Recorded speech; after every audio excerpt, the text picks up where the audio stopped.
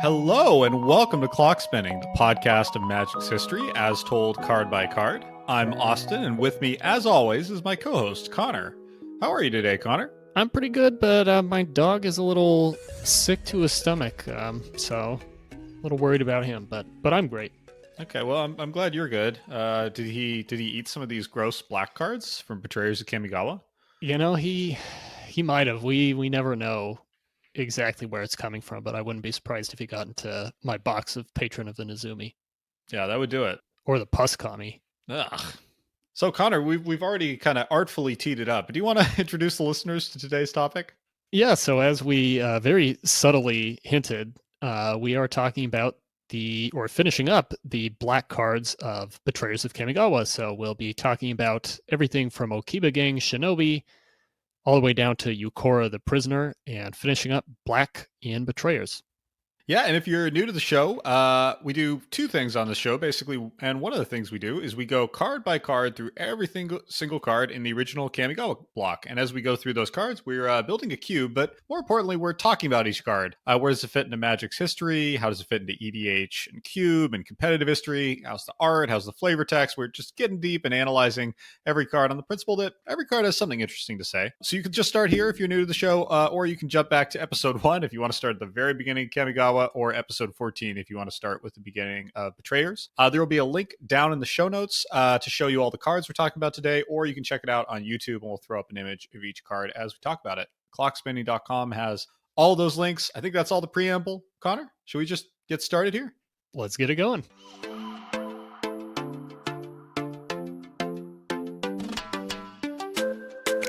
So the first card that we're talking about today is Okiba-Gang Shinobi. This is 3 BB for a 3/2 rat ninja with ninjutsu. And if you're just now arriving at ninjas in Magic, ninjutsu is pay, in this case, 3 into B, return an unblocked attacker you control to your hand, put this card into play from your hand, tapped and attacking. And whenever Okiba-Gang Shinobi deals combat damage to a player, that player discards 2 cards.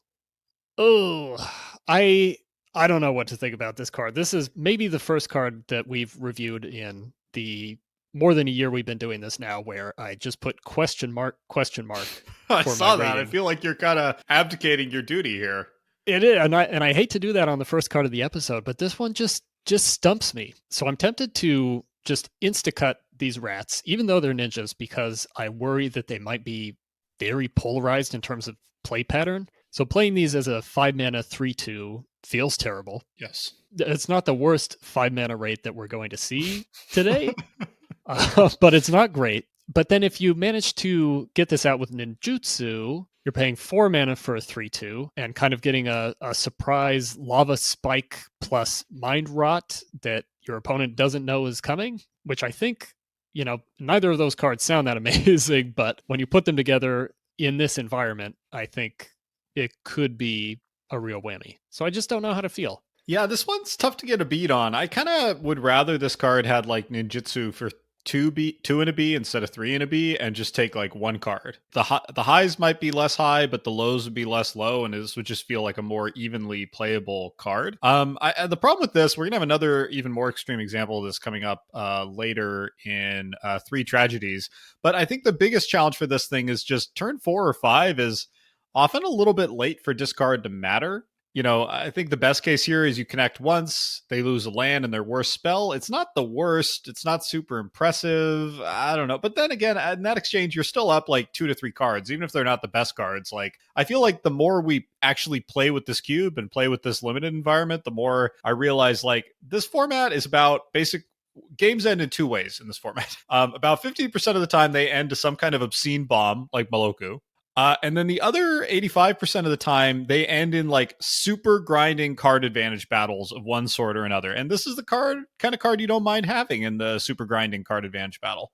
It's interesting. A lot of the black cards in Kamigawa Block generally, or the black cards that force your opponent to discard, do feel like they, at least on paper, would be too little too late. We saw this with the Myojin, or not the Myojin, the Honden of Night's Reach.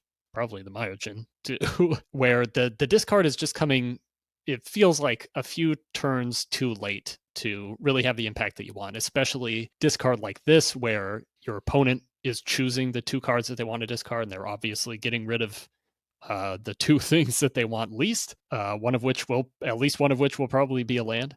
I agree that this. I think I would like this better if it ninja'd out at 3 mana and just took 1 card. I think that would be fine and make it a lot more aggressive. But maybe getting in for 3 damage and taking a couple cards at 4 mana is fine. I think it's pretty fine-ish, yeah. So I have a couple more trivia type things here, but why don't we get to ratings? Well, so you're a question mark. I'm a playable 2x. I don't think this thing, I'm actually less worried about it overperforming than you are. I feel like it's pretty telegraphed. Once you get hit by it once, you're going to watch out for it in future. And it does kind of force you to block and to engage in the ninja mind game. So I feel fine about this. I think that's probably right. And honestly, it, is guessing only going to connect once when a blocker gets in. Like there's not a whole lot of opportunities in Kamigawa Block to get a ninja like this back into your hand so you can ninja it out again later. So I think after that first hit, this is just going to be a 3-2. It is brutal with Igure, though. That is true. So yeah, I don't know, playable 2x? Is that something you can live with? I mean, I came into this with basically no opinion about what the rating should be, so I don't think I can disagree. All right. Couple other trivia things. I saw someone on Gatherers say that this is like a Star Wars pun with Obi-Wan Kenobi. I could find no evidence of this except this one person on Gatherer, but I thought maybe. Okay. Yeah, sure. Just leave that one there. One of the funny things about this card is it's actually seen a decent number of reprints in Mystery Booster, Plane Chase, Historic Horizons, and it appears in 7,500 decks on EDH Rec. Wow. Yeah, the only way I can explain that is like, I guess if you're in EDH, like the ninja decks and the rat decks just really need all the ninjas and rats they can get their hands on. And I guess discard 2 is not the worst in a late game format like EDH. Yeah, I think that's probably right. That just I don't know that much about rats, but it seems like ninja decks just kind of need every ninja that's been printed to have enough to make that a real tribal thing. Yeah, I won't pretend to be a kind of rat deck expert.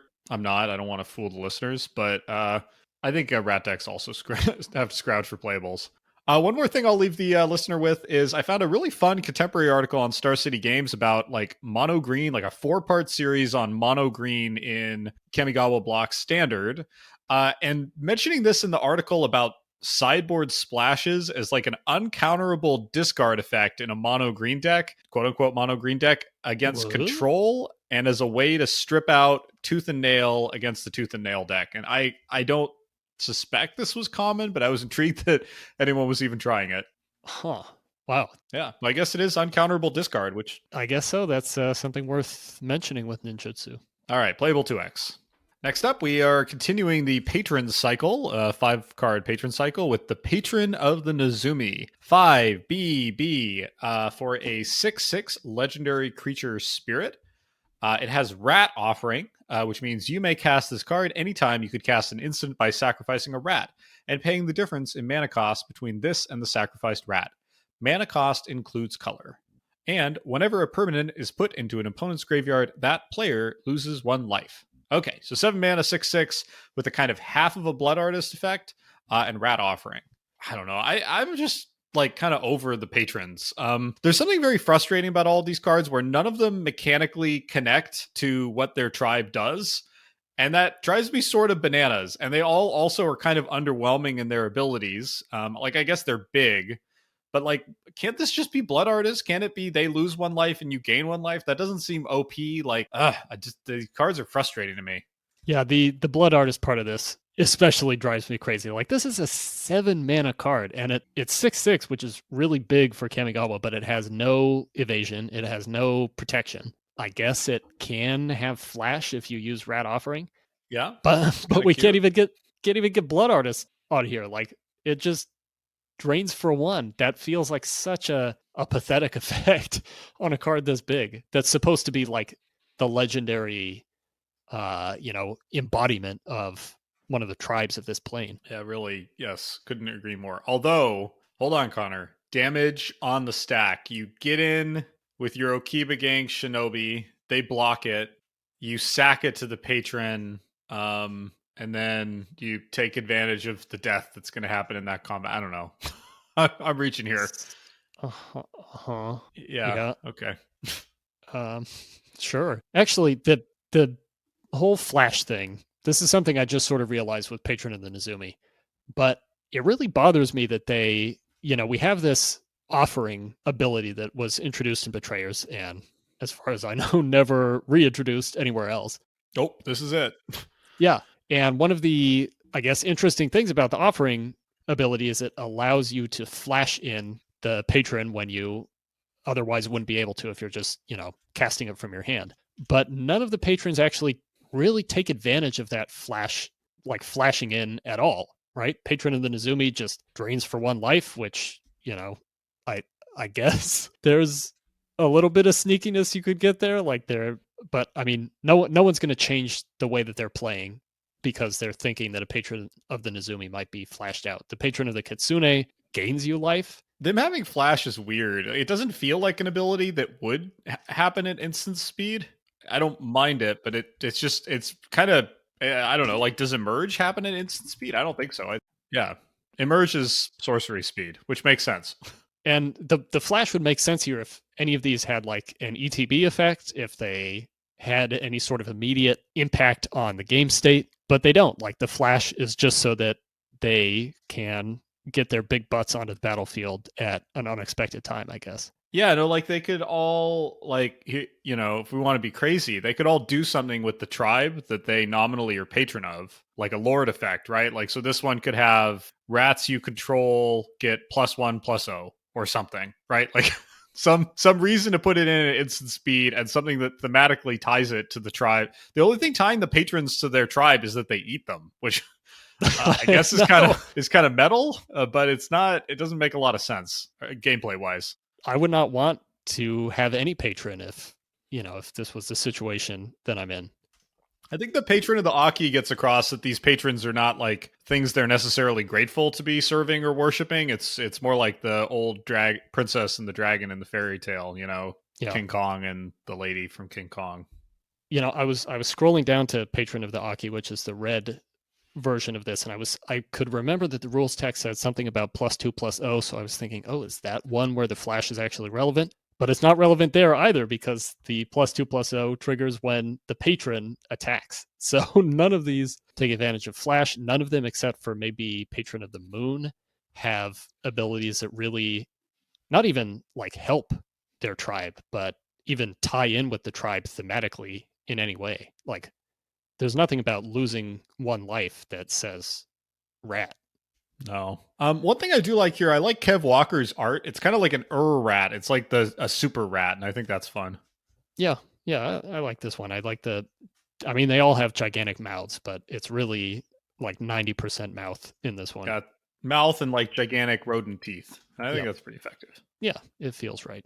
I'm an insta-cut on this thing. We let the other patrons in. We may or may not have been too generous, but that doesn't mean we have to keep that going. Yeah, I had this at meh, I think because this is the only patron that I guess I have a patron of the moon. I have a patron of the moon and a patron of the Nezumi in a rare binder. Are we making these decisions based on what you have in a shoebox somewhere? I think it's a subtle bias, but we have the patron of the moon in. We can cut the Nezumi. Let's just get rid of him. Okay, next up we have Psychic Spear. This is 1 black mana for a sorcery. Target player reveals their hand. Choose a spirit or arcane card from it. That player discards that card. Oh, flavor text. The wizards of Takenuma Swamp face the horrors of humanity every day. It's no wonder they fared so well against the Kami. Observations of the Kami War. Sure, with the flavor text. I don't really have anything to latch onto or that I care about there. It's kind of generic and uninteresting. The card itself is, I think, really, really bad. I think it might be the worst, like there's a whole bunch of these single black mana discard spells. I think this might be the worst like ever in the entire game out of all like 30 odd of them. The worst discard spell ever. So we're just talking about the worst single black mana discard spell ever printed. Okay. Yeah. Okay. The only ones I think even compete are there a handful that just let your opponent choose what they're going to discard. For example, Raven's Crime, single black mana, target player discards a card. But that has retrace. That has some ability to kind of keep getting the value. And there have been janky Raven's Crime decks over years to try to break and abuse that. So all of the like ones that could be worse, like Raven's Crime or Pain, or I should say Pain and Suffering, they all have some upside somewhere or modality or something to make up for their badness. This thing is just like a Kamigawa block duress. And honestly, I don't know why. This could actually just say, except for flavor reasons, choose a creature or arcane spell, and it would still be fine. I don't know. This is really bad.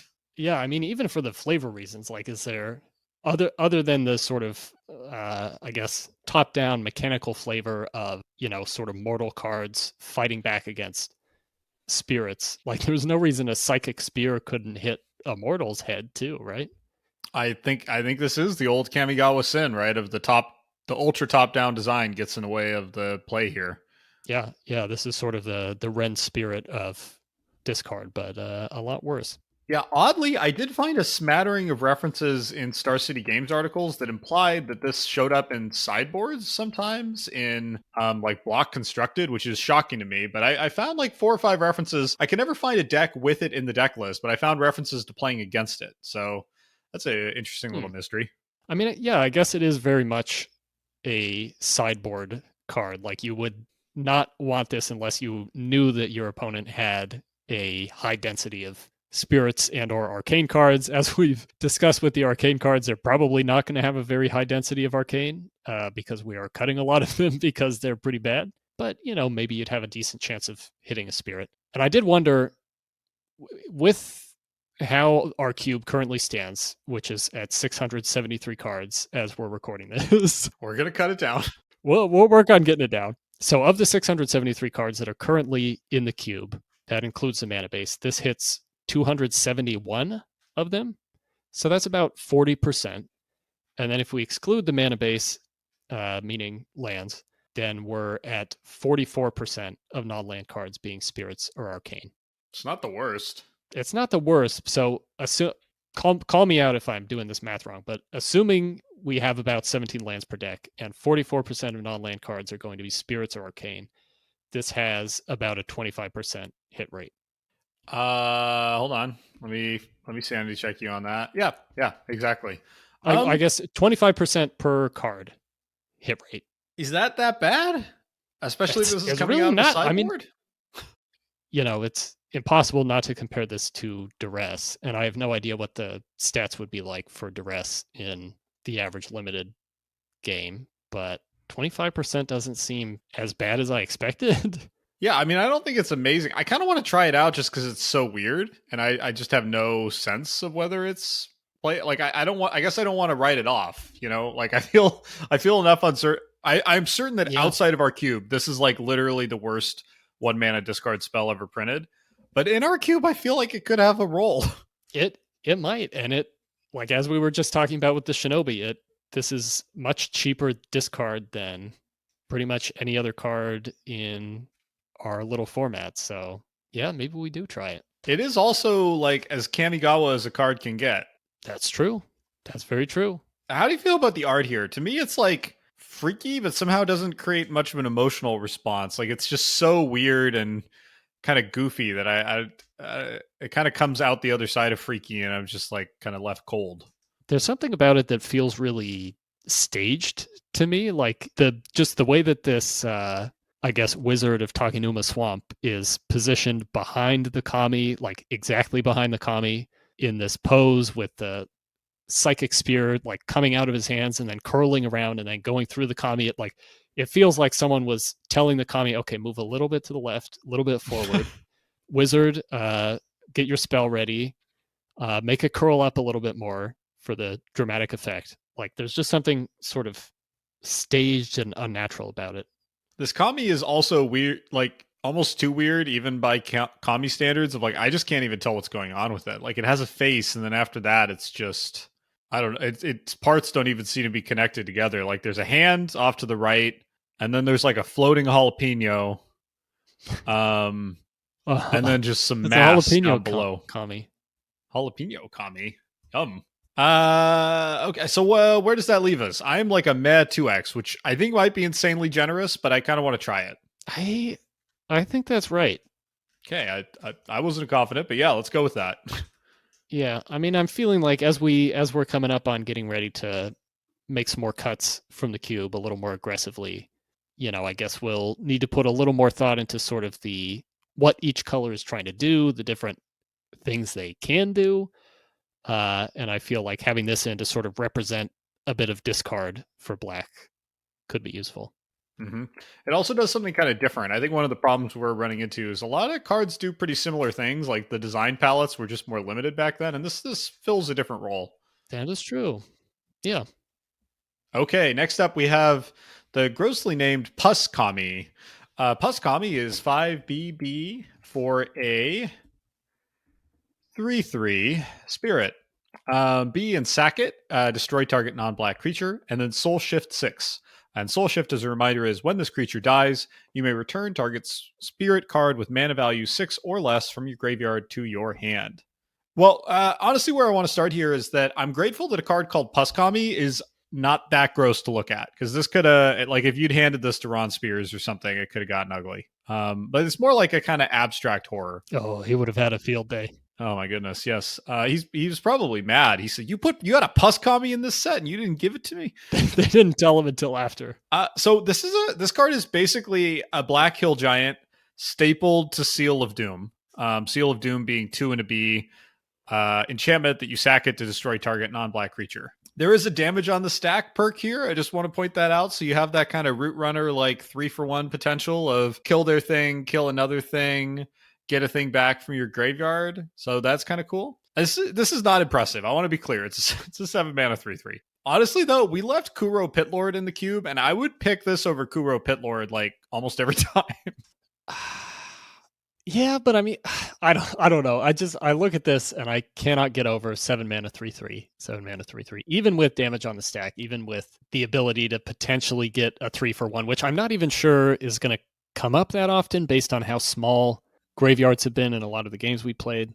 Yeah, your opponent would have to kind of sleepwalk into it too, of like they're not going to block it, right? So they're not going to give you a favorable trade there, so you have to just hold it back, I guess.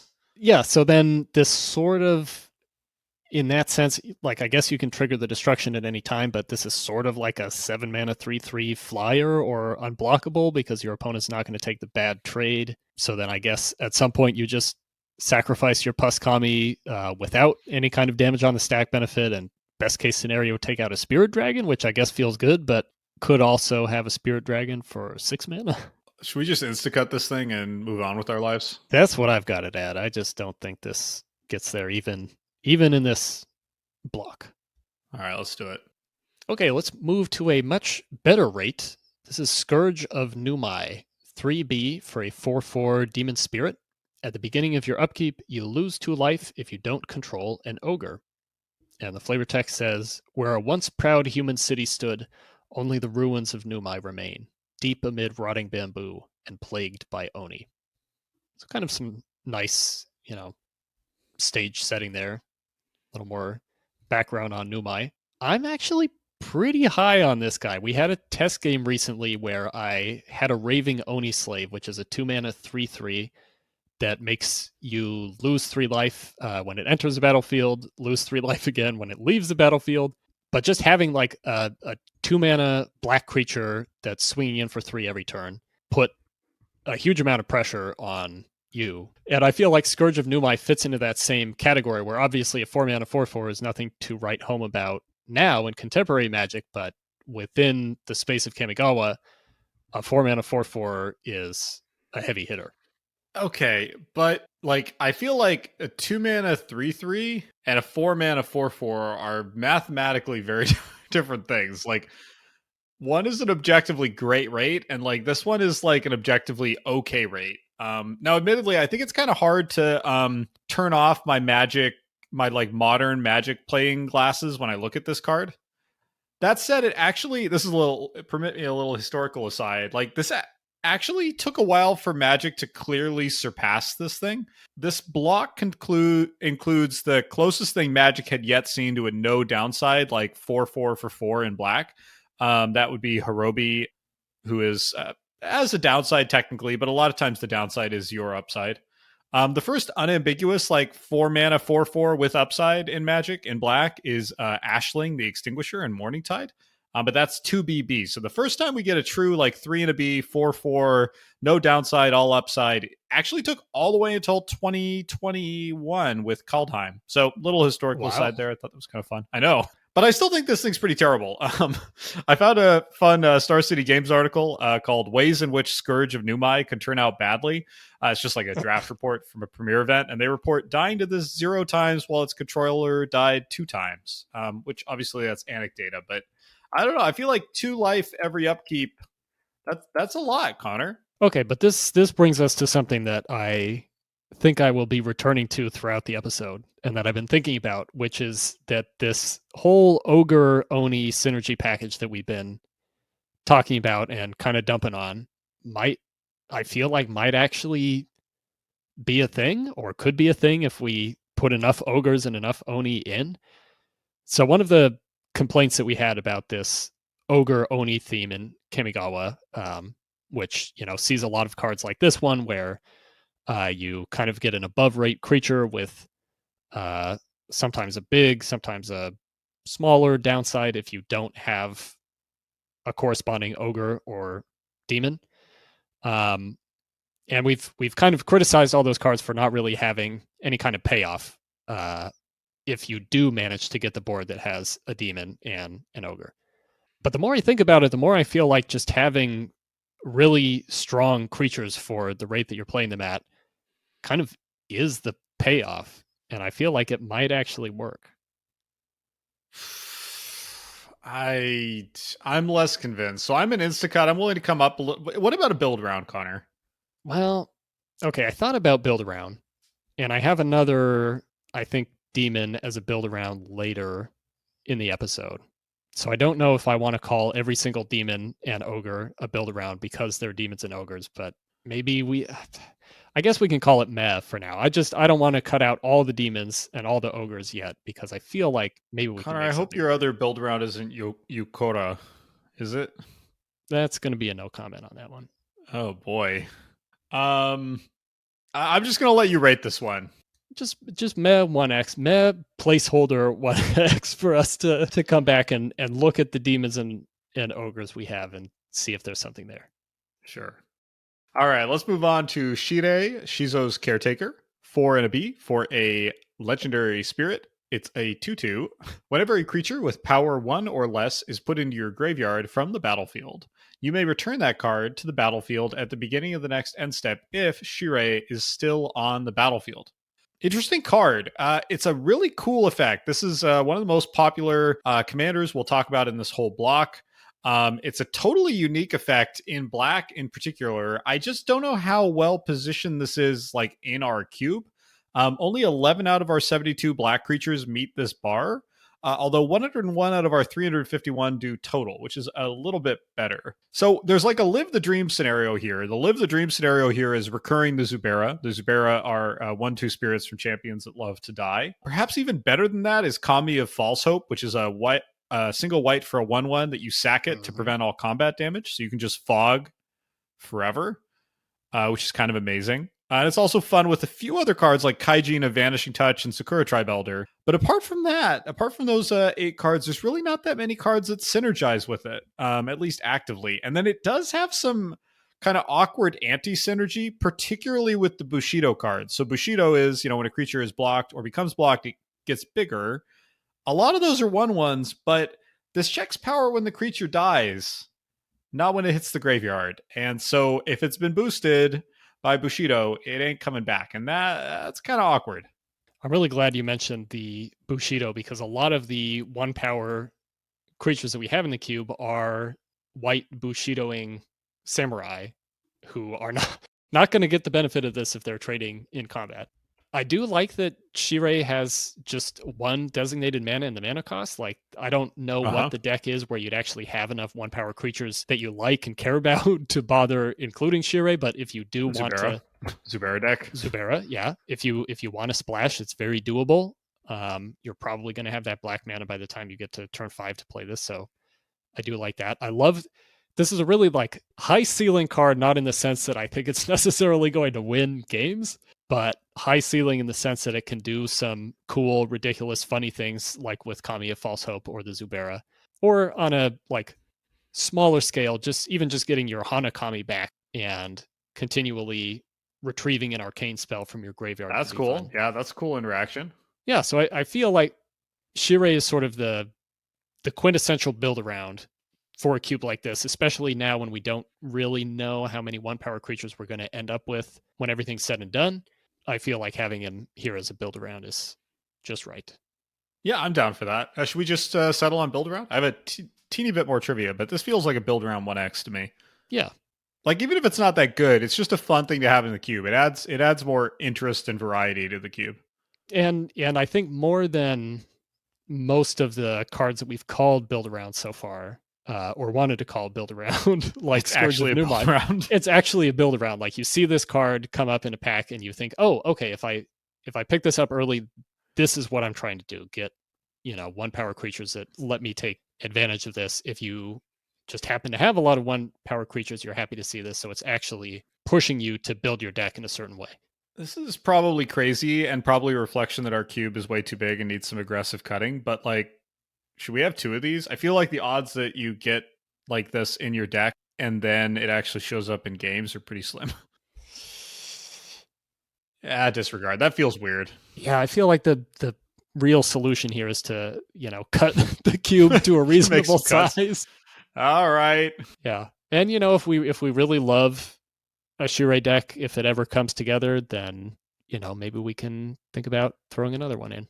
Sounds good. One more fun little note on this guy. This effect of like infinitely recurring things with no cost and no real conditionality is extremely unusual. As far as I can tell, there's only 2 other cards in the game that do that.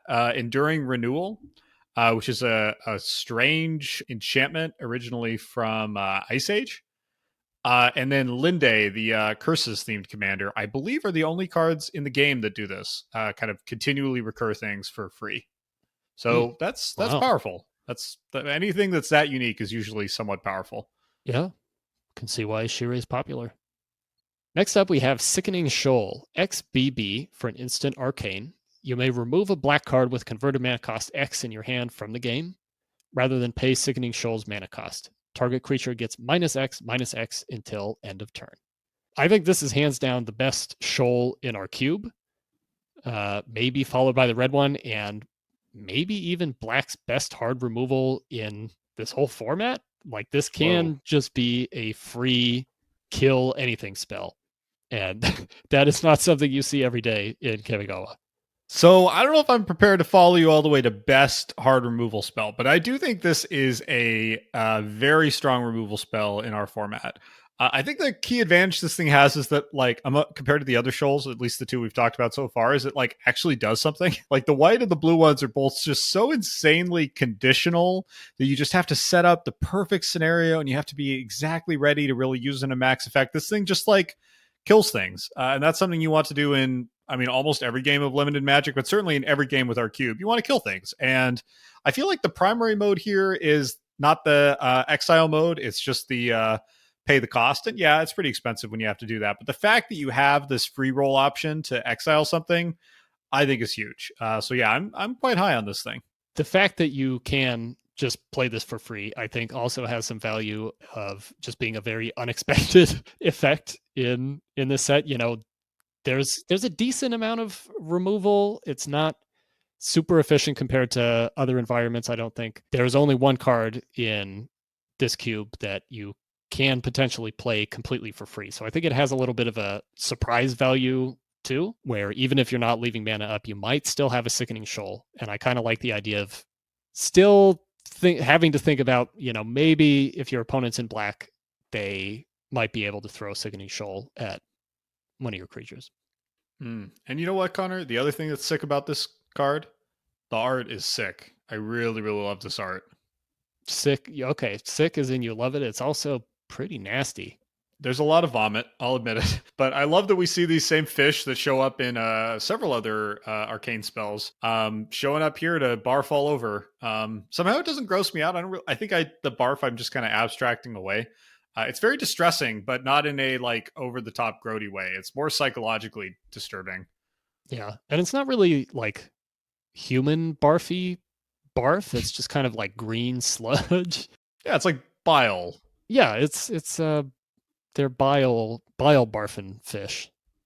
It's really hard to get through these Black episodes without something really gross. Sorry about that, listeners. Yeah. It is. I feel bad for the spirit fish in this art. I mean, I guess they're the ones doing the sickening, but they look really they really look like they're having a hard time, you know. So what's your rating on this? I'm a playable 1x. I have this as an auto include 1x. And is that on power level? Is that because this is iconic? As far as I know, it's not really an iconic card the way that maybe the green Nourishing Shoal is. And yet it's kind of better in our cube, I think, than the actually iconic green and red shoals. Yeah, I think this is absolutely the best shoal in the cube. Like I have it as an auto include because I honestly don't see a scenario where we would cut this. High efficiency removal of a type that we just don't have very much of. Yeah. Checks out for me. Cool. All right, let's go to Skullmane Baku, a card that I don't think is iconic by almost any measure. Skullmane Baku is 3 BB for a 2/1 spirit. Whenever you cast a spirit or arcane spell, you may put a key counter on this. And 1, tap, remove X key counters. Target creature gets -X until end of turn.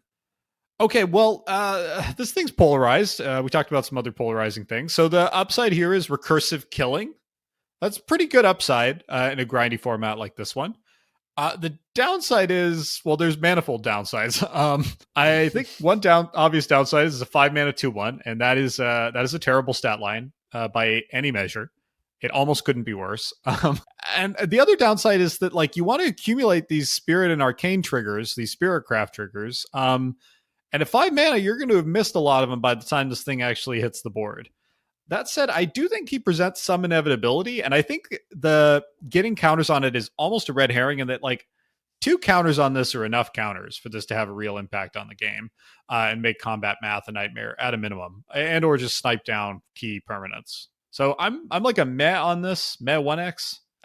I don't know. I mean, the 5-mana 2/1 is pretty bad, but I think you spoke to the real problem with this card, which is that by the time you're getting this out at 5 mana, like I honestly don't know how many more spirit and arcane spells you're going to be able to play in that game. Like we talked about with Psychic Spear, what are the chances of actually hitting a spirit or arcane spell when you cast that? That's something you can play on turn 1.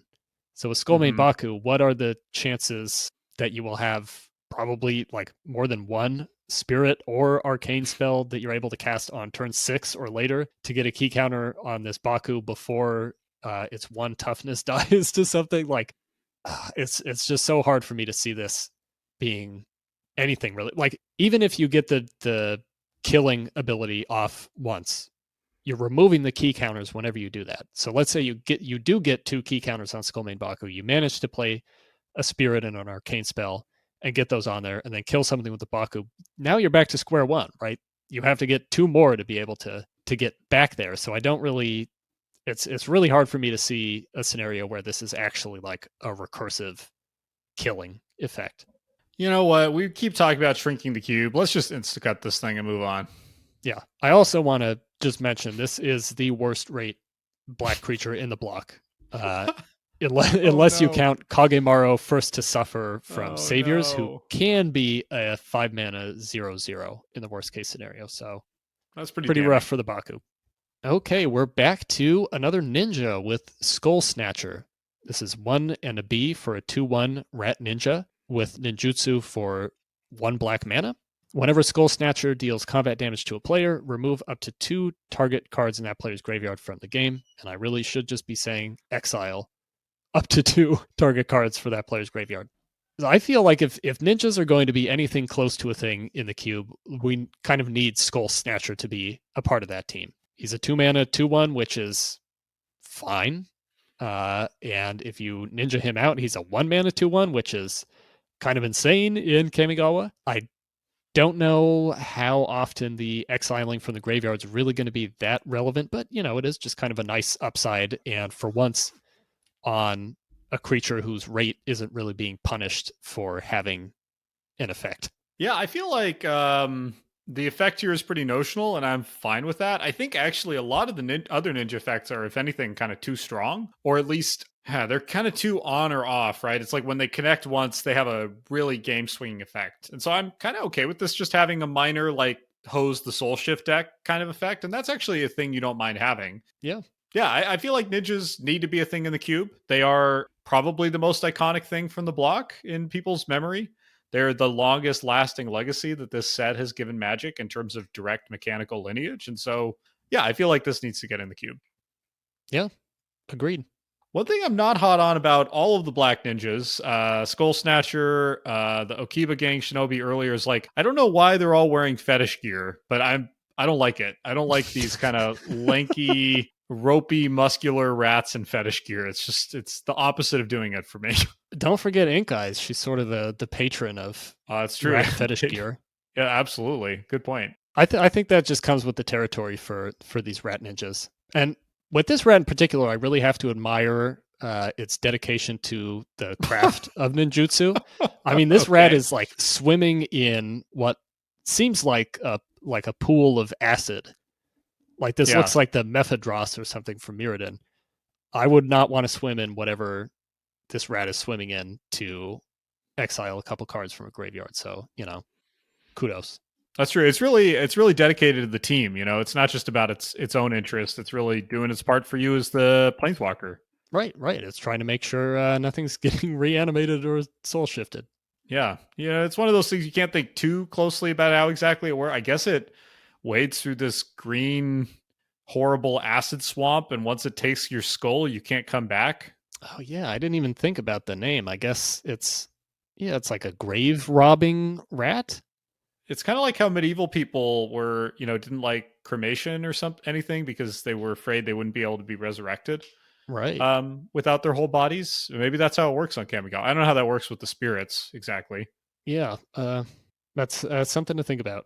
Yeah, we can work on the cosmology of that later. I'm a playable 2X on this, Connor. That is exactly where I landed. Boom. All right. Let us move on to Stir the Grave. Stir the Grave is X and a B for sorcery. Return target creature card with mana value X or less from your graveyard to the battlefield. In the flavor text, your lungs may not draw breath, but while your hands can grip a sword, you will be useful to me. Night Eyes, Nezumi Necromancer. Okay, well, first of all, that's some pretty cool flavor text. That's pretty badass. I like that. The actual effect here is pretty abysmal on rate, right? Like there's already a lot of graveyard recursion in the block, both in the form of Soul Shift, but also some other decent return a creature to your hand effects like oh shoot, Connor, what is that arcane one that you can kind of keep recurring with Hanakami? Oh goodness, what is that? What is it? Soulless Revival. Soulless Revival is a pretty good recursive ability to get things back. So I'm not like impressed by this, but I do like it as basically the only reanimation effect in the block that's lasting. And I think that in itself is worth something. Yeah, I'm actually pretty high on this card. I don't know how much reanimation we really need or want in the cube. We've had a couple games where Night Eyes the Desecrator came out and he basically has 5 mana reanimate something from either graveyard. And actually it's Night Eyes in the art and flavor text here. So that's kind of perfect. But Night Eyes has been like surprisingly low impact in several games. Even just being able to do that every single turn. I'm not sure how good reanimation is going to be, but I do think Stir the Grave is perfectly reasonable. Like this isn't a super interesting card. You're paying an amount based on the converted mana cost. There's no real way to like cheat this or do something sneaky. You're gonna pay, 1 plus the value of a card to basically play it again. But as far as I could tell from just a little bit of Scryfall searching, nothing super thorough, I think this is a completely unique effect to just pay X and a B and reanimate something with no limitations other than the cost of the target. Yeah, I feel like that's because it's often a rotten deal. Yeah. Literally, like there's no way to make this more efficient than whatever creature you're trying to reanimate. So that's a drawback, but I still feel like this can have a place. This is part of a mini genre of cards in the block we've seen a few of, I think, where it kind of feels like Wizards intended this to be an evergreen card and that it was just not good enough, right? And I feel like the hint at that is this doesn't have an arcane type. It doesn't have a super Kamigawa-ish name.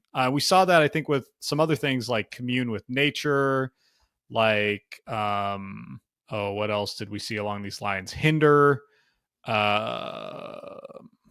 Quash, Reduced to Dreams. Like, I feel like we've seen a decent number of these things that feel like they were meant to be kind of core set staples, but actually just weren't good enough to be core set staples. That's just an aside on this. So anyway, I'll let it say I'm not impressed by the raid here.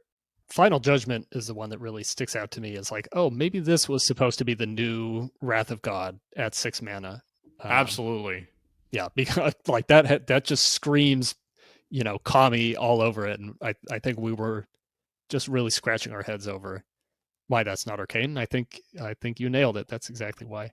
One thing I do like about this card, I'm not that down on it, by the way. I do think it's a decent enough card. I think the art here is funny. There's not a lot of humorous art in Kamigawa, but particularly the zombie kind of on the left side of the art, it's just something about his facial expression cracks me up. He just looks goofy as he's kind of struggling to get up from the ground and looking like comically sinister.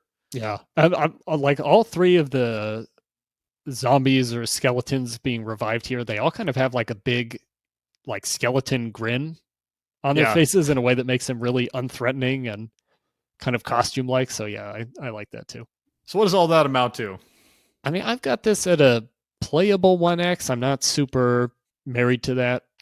I think playable's generous, but it also feels like a unique enough effect that probably it makes it to the final cube regardless. And not in a like psychic spear, we should just try this to see what happens, YOLO kind of way, but in a like, this can't be so bad that it won't, that it needs to be cut. Yeah, I think this will, it's not going to be a very high pick, but I think this will actually see play. All right, let's go playable 1x then. Okay, we've got another ogre.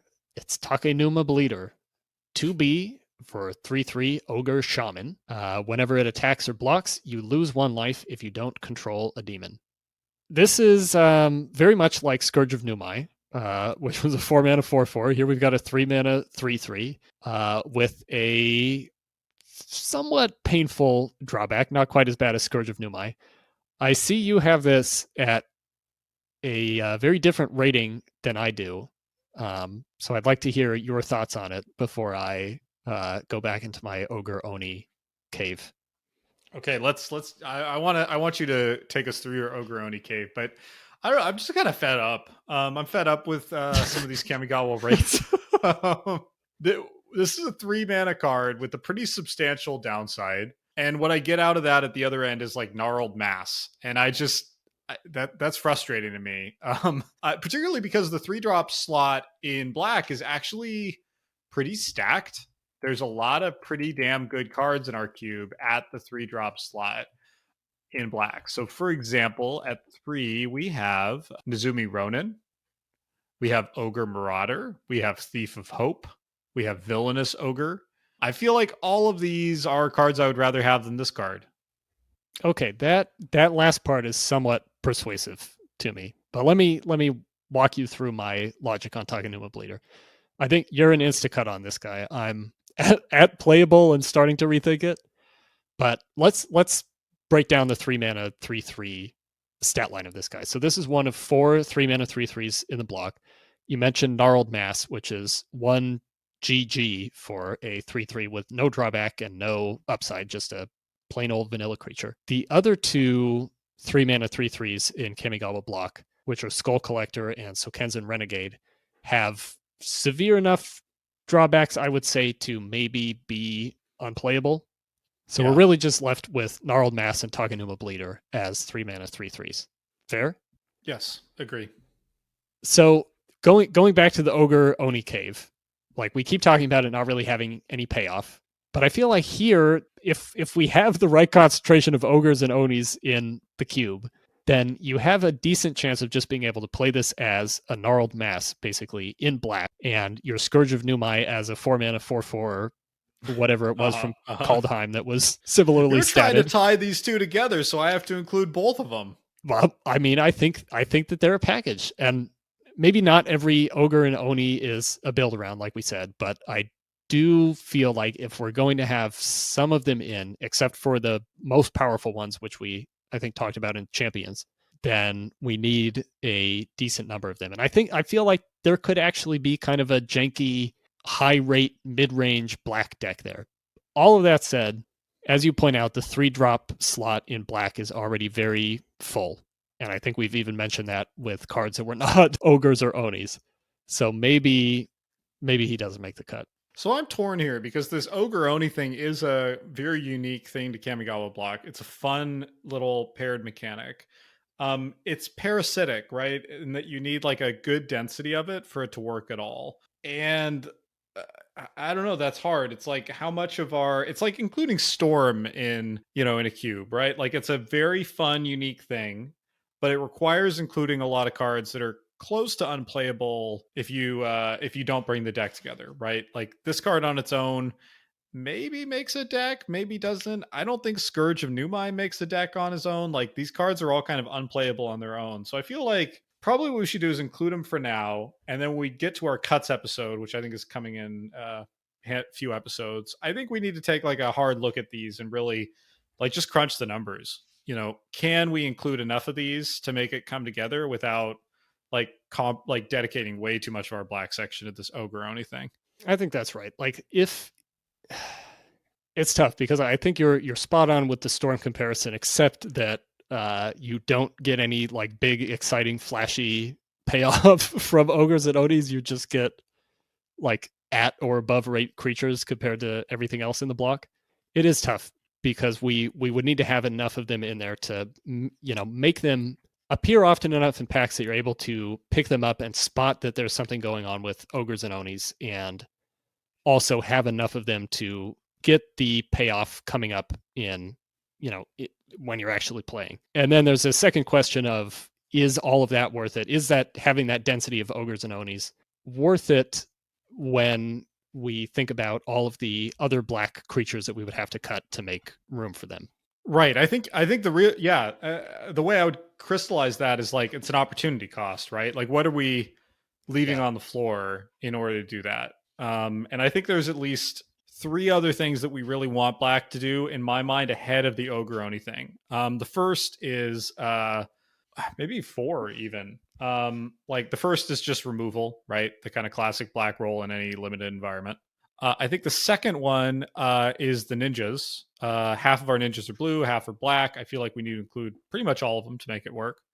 I think the third is like a grindy soul shift deck. That's a fun black green archetype. And then I would say like a black aggro deck. Now that's where I think these may have some hope. Like if we can marry this up well with like Wicked Akuba and the other kind of key black aggro creatures, like maybe there's some way to make this work. Like maybe, for example, we cut a bunch of the Nezumi Ronins or all of the Nezumi Ronins in order to focus on Ogre Marauders and Takenuma Bleeders, right? And we don't go as hard on, we make the bar high for most of these other mid-range black aggro inclined creatures. Okay, I think I like that because I do feel like these are the deck that these ogres and onis are a part of is the black aggro to kind of mid-rangey sort of deck.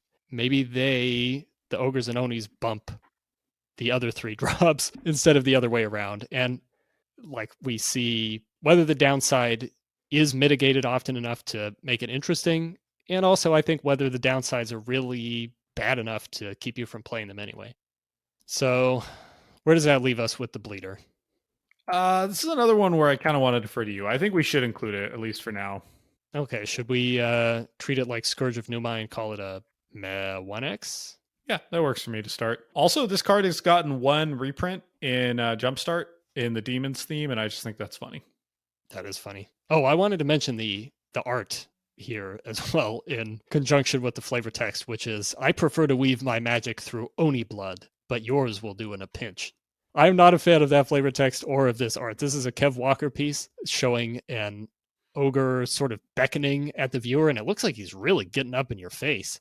Yeah. I don't like anything about this. It's such a bland color palette. I don't see why anyone would let this thing get close enough to them to be beckoning like that. The flavor text is like on the nose and a little bit silly. I quite like this art actually. I find the What do you flavor like text about kind of it? cornball. I like how threatening it is. I like how kind of up in our face he is. Like I like that a quarter of the frame is basically his hand. It's kind of an unusual angle that pulls you into the art, and I like that he's pretty freaky looking. Okay, fair enough. Whew, that was I'm gonna go out on a limb and say that's the longest conversation ever about Takenuma Bleeder. That may be one of our longest conversations about any card so far. Particularly an unplayable card. That's for Takenuma Bleeder. But it is always the unplayable ones that kind of slow us down, or the hard to evaluate ones, right? It's easy to include the dragons. Right. These challenge us. A lot of times when we get to the auto includes or the real bombs, we just say, yeah, of course we're gonna have this in. All right, let's get to another tricky card. 3 Tragedies. 3 Tragedies is 3 BB for a sorcery arcane. Target player discards 3 cards. And the flavor text: as the kami passed over the village of Mita, the inhabitants relived their 3 most grievous tragedies. Some cried, some raged, some were driven to madness. But the next morning, none possessed the will to fight. Observations of the Kami War. So this has a very cool flavor text. It's got a very cool name. I love 3 Tragedies. That's like a little fairy tale in 2 words. I'm less impressed by the art here, which is just like a dude with a headache. And I'm also not very impressed by the effect. And the reason is, I think this is kind of a quadrant test card. Like in the early stage of the game, this is bad, right? It's uncastable until probably turn 5 or 6 at the earliest. It's very bad when you're behind or when you're losing. It has no effect on the board. It's probably not necessary when you're winning. Like if you're already winning, usually what you want to do is kind of like remove the final threat or like kind of close out the game. And this doesn't, it's not terrible at that, but it's not the greatest. And at parity, like this card is a coin flip, right? It's game winning if your opponent has a ton of cards for some reason, or it's pretty close to useless, or actually useless if you top deck it and your opponent is empty handed. So I don't know. I put all that together, and I think this is just an insta cut. Yeah, totally agree. I think a lot of times when you play this, it obviously feels especially bad if it's a top deck, but I think many times when you play this on turn 5 or later, you're not even hitting the full 3 cards, maybe 1 or 2 if you're lucky. And honestly, even on turn 5 or 6, I think I would rather have Psychic Spear so that I could play that and also something else. Yeah, it's true. Maybe use the Psychic Spear to like see if your opponent has removal or a counter or something that's going to deal with your threat, and then also be able to play the threat, make some kind of proactive move in the game. 3 Tragedies, you're spending your whole turn to maybe hit a few cards, and you don't know what they're going to be or whether they will matter. So yeah, feels like a pretty easy insta-cut. All right. Okay, let's talk about Throat Slitter. 4B for a 2/2 Rat Ninja with ninjutsu for 2 and a B. And whenever Throat Slitter deals combat damage to a player, destroy target non-black creature that player controls. So for me, Throat Slitter kind of joins our first card, Okiba-Gang Shinobi, in this feels terrible as a normal, like just straight up casting it, but feels great as a ninja category. If you ninjutsu this out, this is sort of a Rend Flesh or Rend Spirit with a 2/2, or a Doomblade plus 1 mana for a 2/2. It's Dark Banishing, right? It isn't Dark Banishing destroy target. Yeah. Yeah. That old bad removal spell. There you go. Plus a 2/2. So I think, this would feel terrible to just straight up cast, but I think there will be plenty of moments where you're very happy to be ninjaing this out, and it helps you get rid of something really annoying or close out the game. Yeah, I kind of stopped thinking about the ninjas in the sense that I think I've just decided they all need to be in the cube because there aren't that many, and I love ninjas and the people love ninjas, so let's give them ninjas. So I kind of turned off my card evaluation brain a little bit here. That's fair. How many of this ninja do you think we should have? I don't know. They're funny because they occupy 2 spots on the mana curve, and so I find them a little tricky to number. I had it as a 2, but that feels a little too generous. I think I'm a 1 on this thing. Yeah, I've got it at a 1x meh. I was looking back at some of the other ninjas we've seen in blue, like Ninja of the Deep Hours, and kind of thinking we should have 4 of those. Yeah, I feel like I'd rather see another Ninja of the Deep Hours than another Throat Slitter. Yeah, it would feel weird to me to have two Okiba-Gang Shinobi and one of this. That feels backwards, isn't it? This is a much more core utility effect. Yeah, and I guess if you're just straight up playing them, they're at the same spot on the curve. Well, no, this is... Oh, yeah, that's right. Yep. Yeah. Somehow this manages to have an even worse body, though. Well, it's because you're getting that dark banishing. Right. What if we errata ourselves a little bit and say one Okiba-Gang Shinobi and two of these? That feels right. That feels right to me. Okay. You update this one, I'll go back and change the Shinobi. Sounds like a game plan. Oh, also, you asked in the notes what I think of this art. I really don't like this art. First, as I think our audience probably knows by now, I'm not a huge fan of the... I don't have anything against cleavage. I don't really love it when it's just sort of gratuitous and silly in art, and I find it silly, really silly here. The perspective here is pretty confusing for me. There's a lot of muscle going on, but I do like the victim's terrified face, and I like the little lanterns in the background. That's kind of fun. I like this one a lot. I don't think it's really gratuitous. Obviously, you've got the fetish gear for the because it's a rat ninja. But yeah, just like this feels so dynamic. Like it's kind of the opposite of Psychic Spear, where the art felt very, very staged and choreographed. This looks like you just turned a corner in a cemetery and saw a rat ninja in the middle of leaping onto this completely terrified samurai traveler. Not really sure. Yeah, it's just like very dynamic and evocative. I kind of feel like it puts you into the victim's place a little bit. A little bit, yeah, because you like the throat slitter. Obviously, it's a rat, so a little harder to relate to. But its face is also covered, and their throat slitter is masked. Yeah, yeah. I mean, I guess I can safely say her face is covered. All right, let's go to believe it or not, the protagonist of the block. You wouldn't really know it from his card though. Toshiro Umezawa. Toshiro Umezawa is 1 and a B for a 2/2 legendary human samurai. He has Bushido 1, and whenever a creature an opponent controls dies, you may cast target instant card from your graveyard. If that spell would be put into a graveyard, exile it instead. Okay, so this is, I think, one of the funkiest black cards ever. It does something that...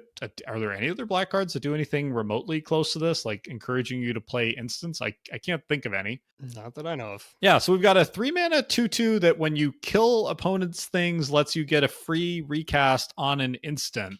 That is so out there that honestly, I struggle to evaluate the effect a little bit. Yeah, the obvious thing this wants you to do is just play it with removal spells, right? You target an opponent's creature. Your instant goes to graveyard on resolution. Their creature is dead, and then you get that same removal spell back, or you get a second cast on that removal spell. That's pretty good. I mean, it's weird and it's tough to evaluate, but I think if I just ignore like any esoteric use cases, just doubling up your removal spells on a body that's not completely embarrassing feels good enough to me. Plus, of course, Toshiro Umezawa is the protagonist of the original Kamigawa Block story, and I feel like I just can't cut him. That seems churlish.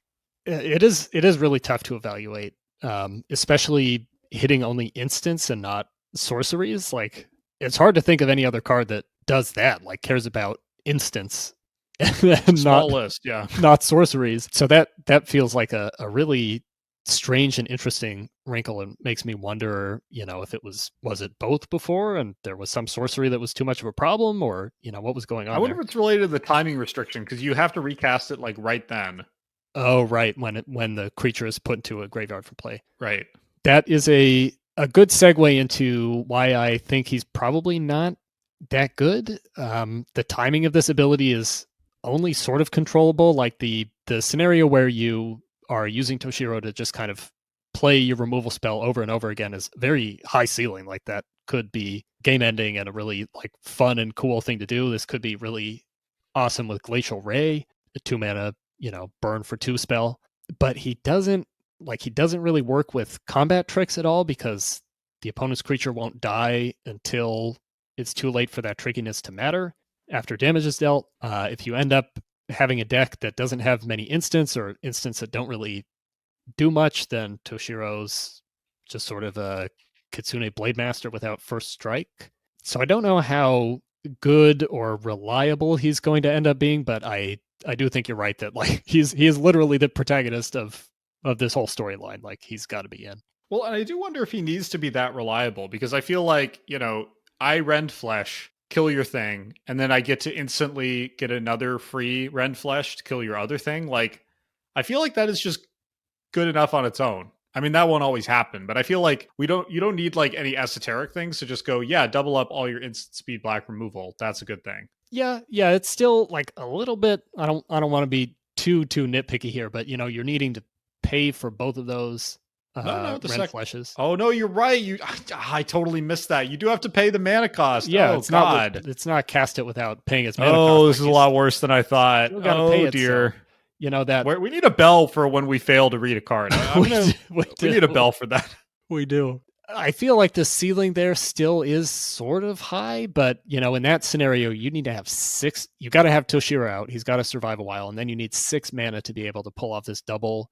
Yeah, Rend Flesh or Rend Spirit, and the timing it just makes it so hard because you need to have it at the exact moment. You don't get to space it out at all. You don't get to say like, oh, next turn I'm gonna cast that from my graveyard. You need to have 2 targets right then. Exactly. You need to have 2 targets. You need to have the mana. You need to have the spell at the right time. There's like it is a May though, so you don't lose it. You don't lose the thing if you don't take your shot. You can do it later. Yeah, that's true. It doesn't get exiled just from that trigger. You can just choose not to do it. So yeah, I mean, he's going to be in the cube. I guess the question is at what rating? Yeah, I think the rating for me is auto include just because he's literally the protagonist of the story. Like, I feel like unless this card was like a 3 mana 0/1, he's going in the cube.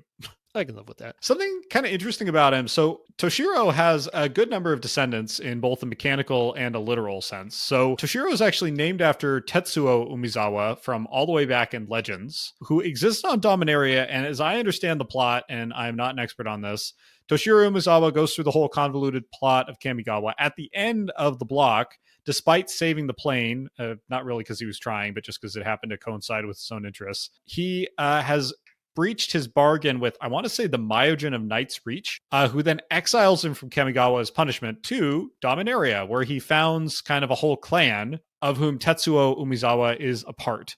And so I love that little, there's like a callback here to Legends that also goes forward in time, because one of the weird things about Kamigawa Block is it takes place like 1,000 years before the rest of the Magic plot for some reason.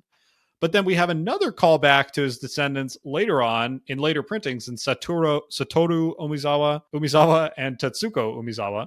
And so I love that we've got this kind of back and forth thing of his descendants, some who were printed before him and some were printed afterward. I think that's super fun. And I also find it interesting, he doesn't have any mechanical descendants. So of course, more famous than the Toshiro Umezawa card is his famous Jite, Umezawa's Jite, which we will talk about in a few episodes, and is far more famous and powerful and iconic than he is.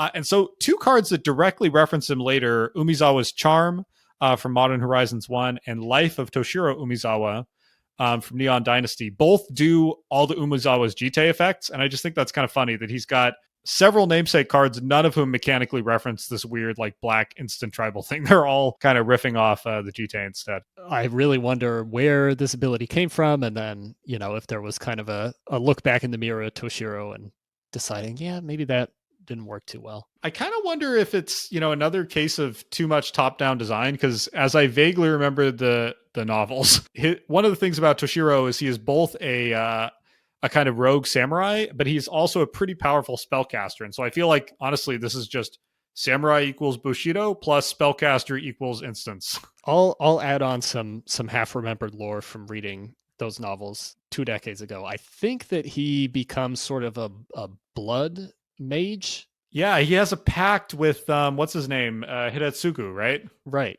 Right, and they become sort of blood brothers or something. So his magic, I think his magic is tied in with blood or killing in some way, so that does work with his effects. So that's kind of cool. Connor, we should make a pact to read the original Kamigawa novels and do an episode on them. Is this a blood pact like between Toshiro and Hidatsugu? I'm not sure I want to make it a blood pack because I think I want to sleep on it first. I was going to say I might need a little time to evaluate that. All right. Yeah, it's a lot of words to commit to. It is. All right. So are you willing to auto-include despite the weirdness of this thing? Yeah, he's an auto-include, and we should probably start saving up for the foil version of Toshiro, who costs $150. What is that driven by? His iconic place in the storyline. Are there Vorthoses who spend that much on? It's not like he has any competitive relevance, right? And he's barely played in EDH. Wow, what is driving that? If there's any listeners out there who own a foil Toshiro Umezawa or know why anyone would pay $150 for one, please let us know. Yeah, I mean, I guess he does command 1,700 decks and appear in a further 2,000, which is a lot more than I would think. Yeah.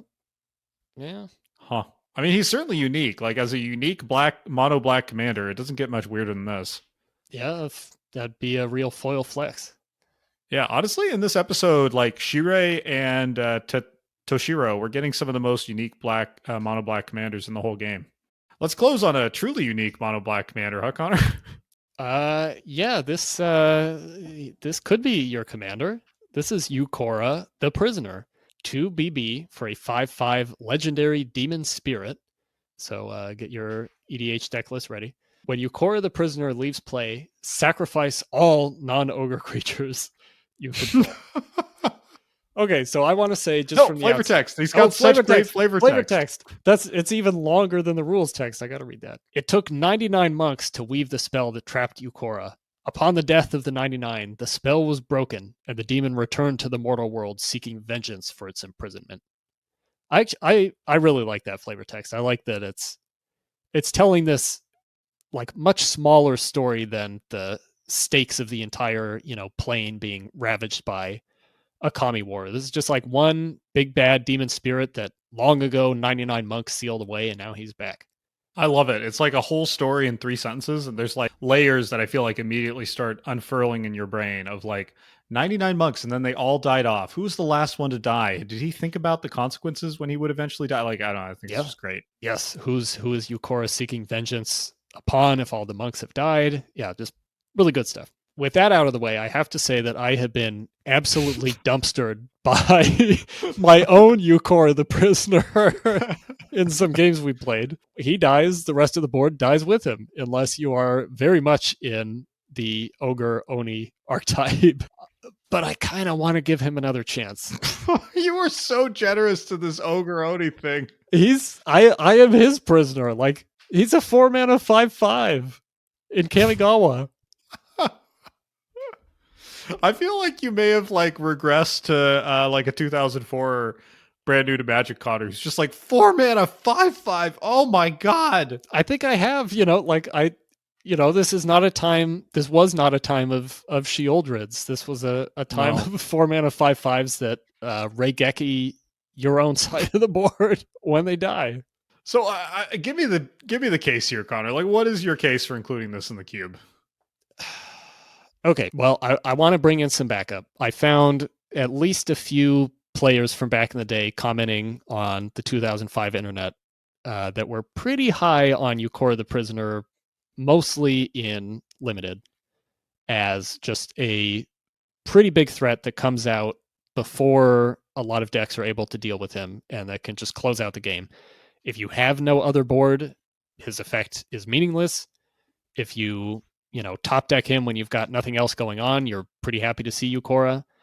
So I think he has like pretty big potential upside when so many of the creatures in this environment are just so pathetic. He is black, which means he has effectively protection from a lot of the removal spells in Kamigawa. So I think he can actually finish games and do it pretty quickly. It has not happened for me yet, but it seems possible. Boy, I don't really buy that this can be good. I'm just not sure there's enough of a synergistic thing going on, but you know what? We can just keep rolling with it. And we'll give you a couple more playtest rounds to try to make it work. All right. How about this? Let me try another line of attack with you.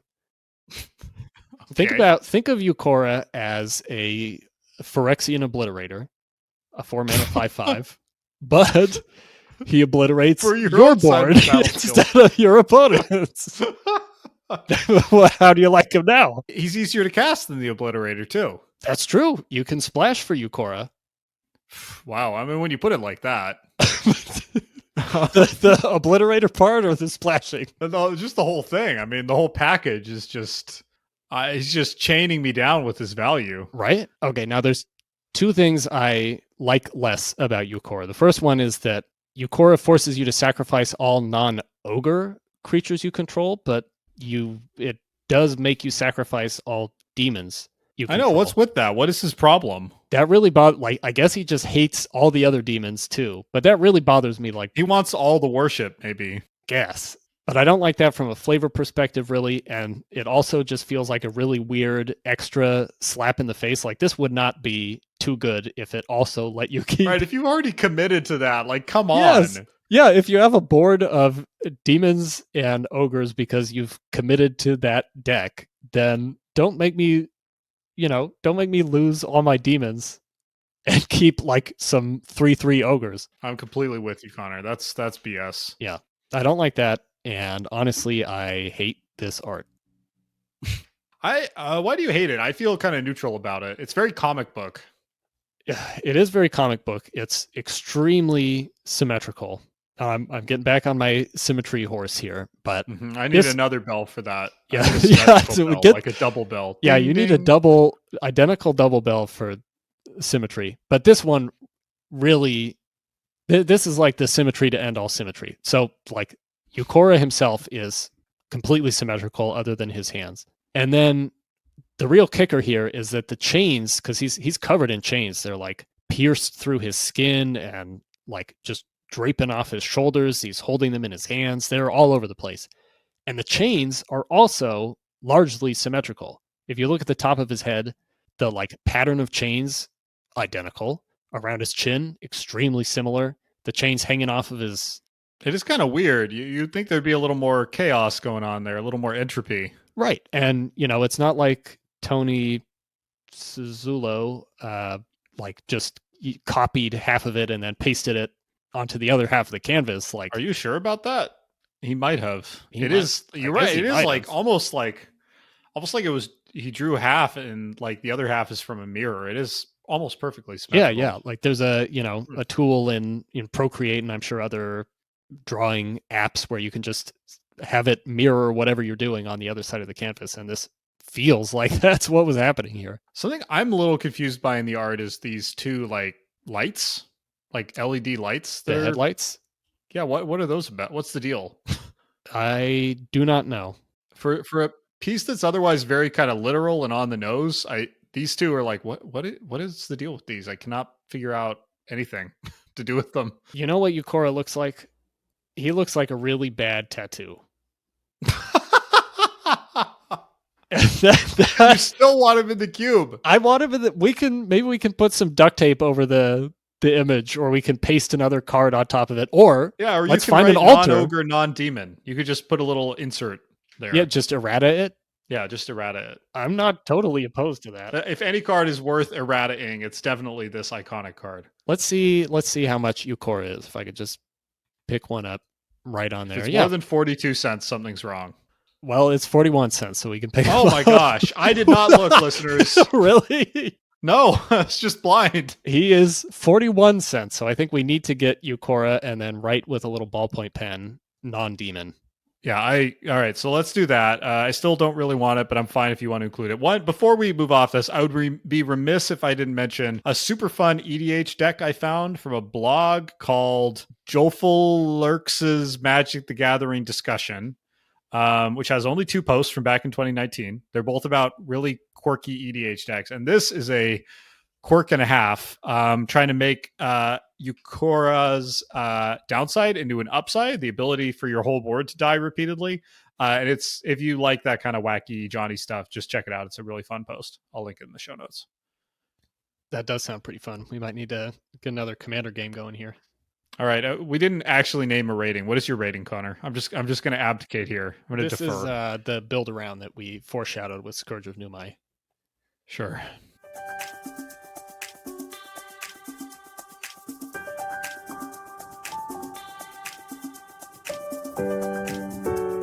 Well, Connor, I think Yukora has held us all prisoner long enough. He sure has. You can follow the show on YouTube or on your favorite podcast app so you don't miss an episode. And if you liked it, a upvote us on Reddit, comment on Reddit or YouTube, something like that really helps people discover the show, helps us reach some new audiences, and it means a lot to us. If you did have thoughts on any of the cards we shared today, iconic cards like Yukora or forgettable cards like the ones people actually play, let us know. We'd be interested to hear through comments. You can always email us clockspinningpodcast@gmail.com. Next time we'll be back with, I don't know, some other set of old weird cards. But until then, I'm Austin. And I'm Connor. Thanks for listening.